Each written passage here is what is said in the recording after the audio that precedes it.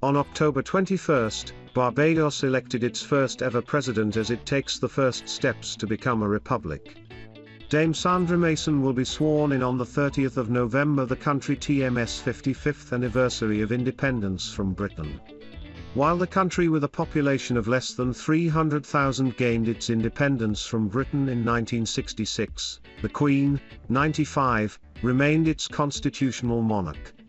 In 2020, the Caribbean country announced its intention to remove Queen Elizabeth II as its head of state and become a republic.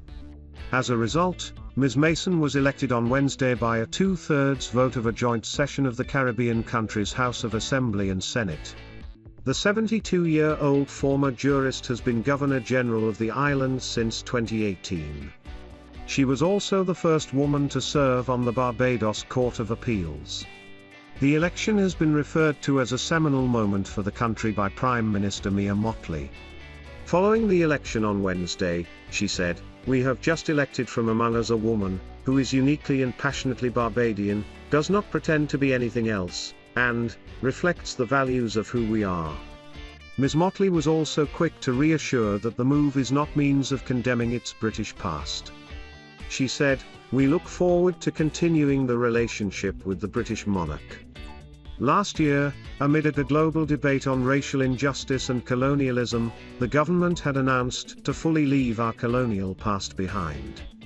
Since gaining independence, the region has maintained ties with the British monarchy and was recognized as an independent state under the Commonwealth realm of Her Majesty. According to Wazim Mowla of the Atlantic Council think tank, the election could benefit the country both at home and abroad. He told Reuters the move makes the small developing country a more legitimate player in global politics, but could also serve as a unifying and nationalistic move that may benefit its current leadership at home.